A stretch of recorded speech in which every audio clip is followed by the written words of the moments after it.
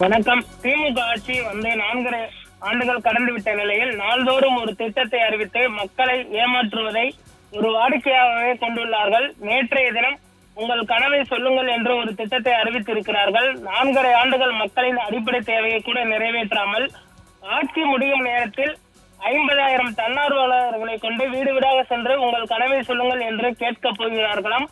ஆட்சியில் இருக்கும் பொழுது மக்களை பற்றி கவலைப்படாமல் ஆட்சி முடியும் நேரத்தில் மக்களின் கனவை கேட்டு அவர்களின் குறையை தீர்க்கப் போகிறேன் என்பது கடைந்தெடுத்த கபட வேலை.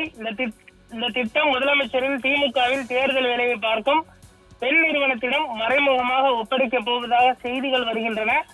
அரசின் பணத்தில் தன்னார்வலர்கள் என்ற முகமூடி அணிந்து கொண்டு திமுகவிற்கு வேலை பார்ப்போர் வீடு வீடாக சென்று திமுகவிற்கு வாக்கு சேகரிக்க நடத்தும் ஒரு மோசடி நாடகம்தான் இது.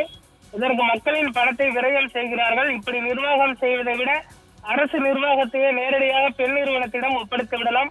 மேலும் மக்களின் ஆதார் எண், தொலைபேசி எண் உள்ளிட்ட தனிப்பட்ட விவரங்களை அரசின் வாயிலாக திமுகவின் தேர்தல் ஆதாயத்திற்காக சேகரிக்க நினைப்பது டிஜிட்டல் தனிநபர் தரவு பாதுகாப்பு சட்டத்தை மீறுவது மட்டுமின்றி தேர்தல் ஆணையத்தின் நெறிமுறைகளையும் தார்மீக அடிப்படையில் மீறும் செயலாகும்.